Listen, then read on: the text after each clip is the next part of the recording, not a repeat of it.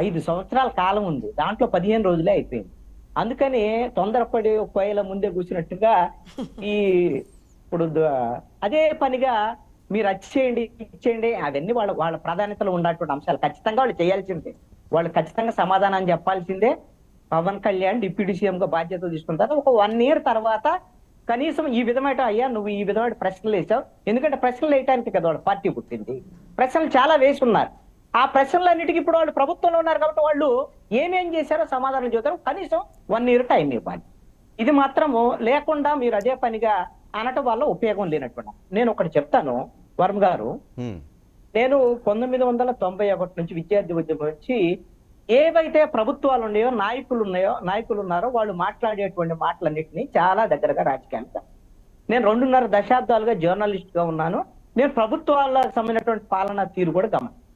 ఇవి ఎలా ఉన్నాయంటే ఈ రోజున మాటలు గమనిస్తే మాటలు ఒకటే తరహా మాట్లాడి నాయకుల ముఖాలు మాత్రం మారుతున్నాయి. ఇది నేను జ్యోత్స్న గారు ఈ రోజున ఆమె ఏమి బాధపడినట్టు ఒక మాట చెప్తాను. ఏంటంటే జ్యోత్స్న గారు చెప్పినటువంటి మాటలకి నాకు ఈ అంశం చెప్పాలనిపించింది. ఎందుకంటే వీ హ్యావ్ టు కంప్లీట్ అని ఏది పోలవరానికి సంబంధించి ఇదే తరహా డైలాగులు అసెంబ్లీలో మీరు ఒక్కసారి రివైజ్ చేసుకోండి. ఎవరు మొట్టమొదటి దీంట్లో అనిల్ యాదవ్ అని ఆయన సాగునీటి పారుదల శాఖ మంత్రిగా ఉండి ఆయన కూడా డైలాగ్ చెప్పారండి. అప్పుడు కూడా అసలు బుల్లెట్ ఎప్పుడు వచ్చామన్నాయి కాదన్నయ్యా, బుల్లెట్ దిగిందా లేదా, వి విల్ కంప్లీట్ జూలై 2021 ఇలాంటివన్నీ చాలా చెప్పారు. నేనేమంటానంటే నేను ఇప్పుడు అందుకని జ్యోత్స్న గారు చెప్పిన జరగవని నేను అన్నాను. ఎందుకంటే జరుగుతేనే ఆవిడ ఎక్కడైతే ధైర్యంతో చెప్పారో ఈ ప్రభుత్వం కూడా చేస్తుందని కూడా నేను ఆలోచిస్తున్నా, ఆశపడుతున్నాను, జనం కూడా ఆశపడుతున్నారు. అయితే ఇక్కడ ఒక అంశాన్ని గమనించండి. ఎందుకు అనంటే జగన్మోహన్ రెడ్డి ముఖ్యమంత్రిగా ప్రమాణ స్వీకారం చేసిన రోజండి ఆయన సంతకం చేసిన తర్వాత మాట్లాడినటువంటి మాటలో ఎంత అద్భుతమైన మాటలు చెప్పాడండి. ఎంత అద్భుతం అంటే నేను 6 నెలల్లో మంచి ముఖ్యమంత్రిని అనిపించుకుంటాను, మా నాన్న పాలనని మరిపించేటువంటి విధంగా చేస్తాను, అదే విధంగా మా నాన్న ఫోటో పక్కన నా ఫోటో కూడా ప్రజెంట్లో నేను అనుకున్నాను నిజంగా. అది ఎందుకంటే ఆయనకి అన్ని డబ్బులు సంపాదించుకొని ఉన్నాడు అనేటువంటి దాన్ని అందరూ అనుకుంటే ఎంత కొంత సంపాదించుకొని ఉన్నాడు కాబట్టి పెద్ద ఆశ ఉండదేమో, లేకపోతే ఇదే ఆశతో ఆయన వచ్చాడు కావాలా, ఇట్లాంటి నాయకుడు ఇంకా భవిష్యత్తులో ఎవరుండరేమో అని అనుకున్నా. కానీ జరిగినటువంటిది 5 ఏళ్లలో జరిగినటువంటిది ఏంటి వాస్తవంగా ప్రజలు గమనించారు. నేనేమంటానంటే ఇప్పుడు చంద్రబాబు నాయుడు కొత్త అతంత, పవన్ కళ్యాణ్ పాపం పవర్ లోకి వచ్చింది మాత్రం ఇప్పుడే. పవన్ కళ్యాణ్ ఏం చేస్తారని మాత్రం జనం ఎదురు చూస్తున్నారు. నేను అలాగని చంద్రబాబు నాయుడు గతంలో చేయలేదు ఇచ్చేయలేదు ఇప్పుడు చేయడు అని కూడా నేను అన్నాం. బహుశా చంద్రబాబు నాయుడు ఆలోచనలో కూడా మార్పు వచ్చి ఉండొచ్చు. ఎందుకంటే ఇప్పుడు ఆయన బహుశా ఇది ఒక చివరిసారి ఆయన లైఫ్ లో ముఖ్యమంత్రి, నేను అంతవరకు అయితే చెప్పగలను ఆయన వయసు రీత్యా.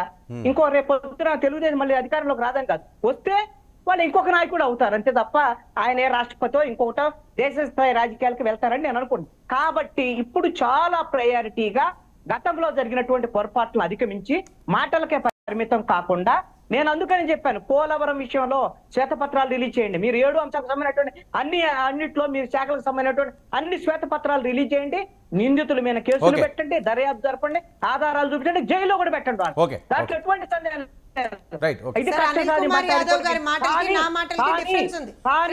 ఇప్పుడు ప్రభుత్వం సంక్షేమ పథకాలతో పాటుగా సంక్షేమ పథకాలని ఇప్పుడు ప్రారంభిస్తున్నాం, సంతకాలు పెట్టారు.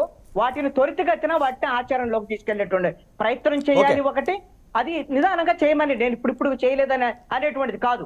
పోలవరం ఒకటి, అదే విధంగా అమరావతి రాజధాని. ఎప్పుడు అనంటే ఇప్పుడు వచ్చినటువంటి జ్యోత్స్న గారు అరుణ గారు డిబేట్ లో పెద్దగా మాకు జనానికి హామీ ఇచ్చినంత మాత్రాన ఇది ఆచరణలో జరిగిద్దని నమ్మకాలు జరగవు, అలాగని జరగవని నేను అన్నా.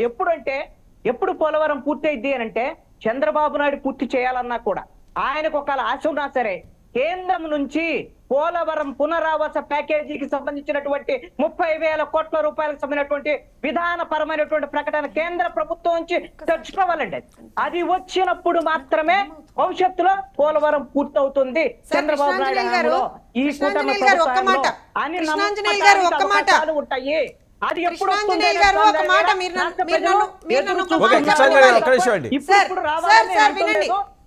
వస్తుంది అని ఎదురు చూస్తున్నటువంటి పరిస్థితి ఎంత తొందరగా తీసుకుంటే అంత మంచిది. నిధుల విషయంలో కూడా కేంద్ర ప్రభుత్వానికి సంబంధించినటువంటి